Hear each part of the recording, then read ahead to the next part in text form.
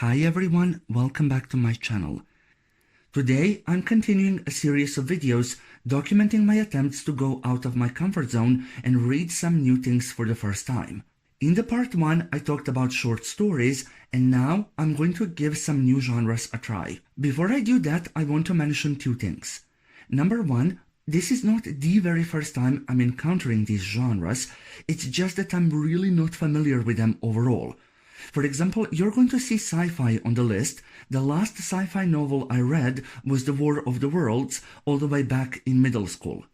Number 2, I haven't selected the books that best represent these genres, but rather the ones I thought would be a perfect entry into those genres for me personally. Now let's talk about the genres and the books I have selected. The first is sci-fi, and for that I went with The Hitchhiker's Guide Through the Galaxy. For the longest of time, I was primarily a fantasy reader, and I avoided stories dealing with technology, aliens, and so on. I also somehow came to associate sci-fi with elements of dystopia, which are usually too dark for me. So, when I saw that this book is described as a satire and that apparently it's very funny, I thought it was a perfect book for me. If I'm going to enjoy sci-fi, I should go with something that is fun and lighthearted. Originally, I wanted to read a contemporary romance next, but I started having second thoughts. On one hand, it felt weird to dismiss the whole genre without giving it a proper try. On the other hand, because the genre never really seemed interesting to me, I didn't necessarily feel like forcing myself to read it. Then I thought about picking up Romantasy. It would feature fantasy elements that I'm familiar with, but it would also be heavily focused on romance. Then I gave up on that idea as well. Ultimately, I went with The Castles in Their Bones. This is a regular fantasy story, however it follows 3 princesses who get married into 3 different kingdoms, so effectively we follow 3 different couples. I thought this could be a baby step towards picking up an actual romance one day, but we'll see if that happens or not. Finally, I was looking for something that would represent horror and dystopia, and I chose Monsters of Verity by V. Schwab. I also read Magical Realism. I read I Will Wake Up in Shibuya by Anna Tsima, which I reviewed separately on the channel. I also read Cozy Mysteries and Thrillers, but because I have 4 books for each, they're each going to get their own video. Now, let's get into the reviews. The Hitchhiker's Guide Through the Galaxy is a sci-fi series consisting of 5 relatively short books. I have an edition that includes all of them. It follows a man named Arthur whose house is about to be destroyed in order to make space for a highway. Then he learns from his best friend, Fort Prefect, that the whole planet is about to meet the same fate because an intergalactic highway has to be built. They escape on a spaceship that was randomly passing by, thus starting their adventure that will take them to different parts of the galaxy. Along the way, they meet the 2-headed president of the galaxy, his girlfriend, a normal woman from Earth, and a depressed robot. They also learn of a threat that could wipe out all life in the universe. The book features short chapters, it's easy to read and often absurd, but that's what you would expect from a satire. This is one of the funniest books I have ever read. I laughed out loud many times while reading it. The author understands society perfectly and is able to criticize it in an entertaining and weirdly revealing way in just few lines of text. He criticizes everything: bureaucracy, academia, police, religion, the relationship the masses have with the authority. He spares nobody. We see that one of the main problems in our society is the fact that most people ignore what is going on around them and refuse to do something about it. It is important for everyone to think for themselves, to wonder what happened, but also why. We see that it might be impossible to find the meaning of life, that not all questions can have satisfying answers, and that sometimes we are asking all the wrong questions. Initially, I wanted to highlight the most interesting quotes, but I quickly abandoned the idea because I would have had to highlight absolutely everything. That's just how good this book was. Foreshadowing in it was perfect because even the most random, seemingly insignificant elements came together beautifully in the end. I would have never given this book a chance had there not been for YouTube. It had a weird title, and I was personally never a big fan of sci-fi. However, I've seen many people praise it very highly and describe it as a satire. And honestly, thank God for that, because this is one of the best books I have ever read. I read certain quotes, even entire pages, to my mom, and she said that overlooking this book would have been a mistake. Coming from someone who hates every story that has even remotely fantastical elements, this just might be the biggest compliment this book could have ever received. Reading the series, I had a feeling that it was supposed to end after the book 3, because the remaining 2 are not quite as good. The humor and the analysis of the society are the same, but the stakes are not as high. They feel kind of aimless. Some characters no longer appear after the book 3, and others don't exactly get the ending that they deserve. I also have mixed feelings about the ending of the series as a whole. On one hand, it comes as a logical consequence of the habit most people have to not communicate properly, to not trust each other, and to not resolve certain issues on time. On the other hand, throughout the story, the main characters acted very differently compared to everyone else. Their behavior offered an alternative, a different approach to life, and in that context, the ending fundamentally betrays everything that they stand for. Please don't get me wrong, I still loved the last 2 books. In fact, I gave all 5 of them 5 stars. It's just that I'm wondering if it would have been better for the series to end after the book 3. That way, we wouldn't have gotten some of the funniest scenes in the whole series, which are found in the book 4, alongside the great relationship that forms between the main character and another character we meet there. We also wouldn't have gotten some great commentary on our society. However, the book 4 feels kind of pointless, and the book 5 doesn't exactly have a great ending, so it might have been better for the series to end at its highest.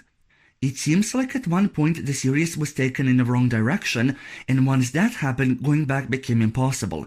This is weird because given how big the galaxy is, we could have gotten thousands of stories that are consistent with what was previously established, instead of what we got. Now, despite the fact that the series is not perfect, I absolutely loved it. I'm endlessly amazed at the author's ability to criticize the society in an absolutely hilarious way with just few lines.